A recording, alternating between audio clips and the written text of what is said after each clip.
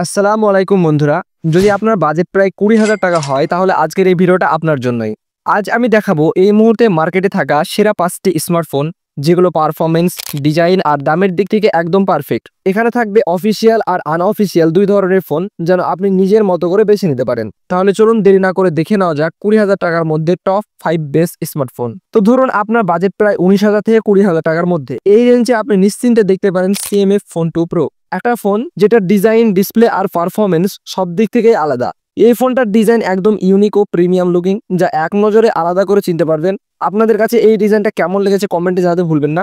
এবার আসা যাক ডিসপ্লে সেকশনে। এখানে রয়েছে অ্যামোলেড প্যানেল, সঙ্গে 120 হার্জ হাই রিফ্রেশ রেটের সাথে 3000 নিটস পর্যন্ত ব্রাইটনেস, যা এই দামে সত্যি দুর্দান্ত। কালার রিপ্রোডাকশনও খুব ভালো, আর ডিসপ্লেটা একদম সিমেট্রিক লুকিং, তাই দেখে একেবারেই চোখে লাগে। পারফরমেন্সের দিক থেকেও ফোনটা শক্তিশালী। এতে রয়েছে মিডিয়াটেক ডায়মেনসিটি 7300 চিপসেট, যা গেমিং আর ডেইলি ইউজ দুই ক্ষেত্রে স্মুথ পারফরমেন্স দেবে।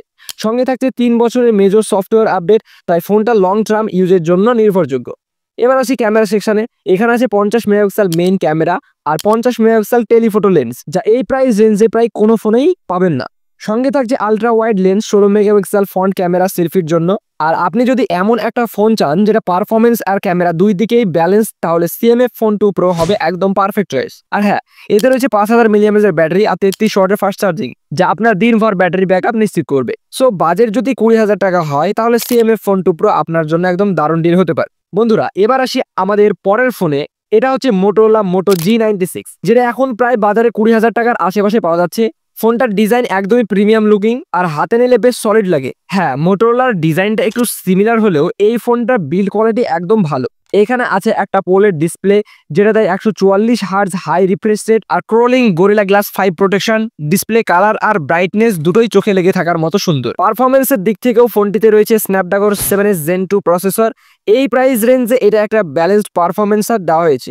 তবে স্টোরেজ টাইপ হিসাবে এখানে UFS 2.2 ব্যবহার করা হয়েছে, মানে খুব ফাস্ট না হলেও ডেইলি ইউজ কোনো ল্যাগ হবে না। এবার আসি ক্যামেরা সেকশন। এখানে রয়েছে 50 megapixel main camera, 8 megapixel ultra wide আর সামনে রয়েছে 32 মেগাপিক্সেল সেলফি ক্যামেরা। ক্যামেরা পারফরমেন্সও দারুণ, তবে টেলিফোটো লেন্স নেই, যেটা আগের ফোনে ছিল। ব্যাটারি সেকশনে রয়েছে 5500 mAh বড় ব্যাটারি এবং 30 ওয়াটের ফাস্ট চার্জিং, মানে পুরো দিন চলবে আর চার্জও হবে দ্রুত। সব মিলিয়ে যদি আপনি একটি স্টাইলিশ ব্যালেন্সড ফোন চান, যেটা পারফরমেন্স, ডিসপ্লে আর ক্যামেরা তিন দিক থেকে ঠিকঠাক, তাহলে মোটোরোলা G96 হতে পারে একটা দারুণ চয়েস। এবার আপনার বাজেট প্রায় 20 থেকে 22,000 টাকার মধ্যে হয় আর আপনি চান একটি rough and tough performance extreme phone, তাহলে দেখে নিতে পারেন Redmi Note 14 Pro 5G। এখানে আছে অ্যামোলেড ডিসপ্লে, সাথে 120 হার্জ রিফ্রেশ রেট আর 3000 নিটস পর্যন্ত ব্রাইটনেস। ডিসপ্লে কোয়ালিটি একদম টপ নচ। চিপসেট হিসেবে পাচ্ছেন মিডিয়াটেক ডায়মেনসিটি 7300 আলট্রা প্রসেসর, যেটা গেমিং হোক বা মাল্টিটাস্কিং দুটোতে একদম স্মুথ পারফরমেন্স দেবে। Storage type UFS 2.2। এবার আসি ক্যামেরা সেকশনে। এখানে রয়েছে 200 megapixel main camera, 8 megapixel ultra wide আর 20 মেগাপিক্সেল ফ্রন্ট ক্যামেরা। মানে ক্যামেরা রেজাল্ট এই প্রাইস রেঞ্জে সত্যি অসাধারণ।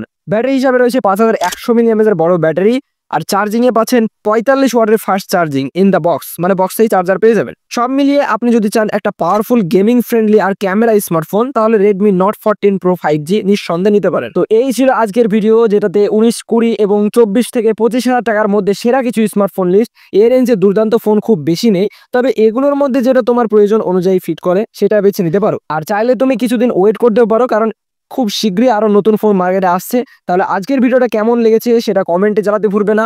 ভিডিওটা যদি ভালো লেগে থাকে তাহলে অবশ্যই একটি লাইক দিয়ে দিবা, আর চ্যানেল নতুন হয়ে থাকলে অবশ্যই চ্যানেলটি সাবস্ক্রাইব করে দিবা। দেখা হচ্ছে পরবর্তী ভিডিওতে। ততক্ষণ পর্যন্ত ভালো থাকবা, সুস্থ থাকবা। আল্লাহ হাফেজ।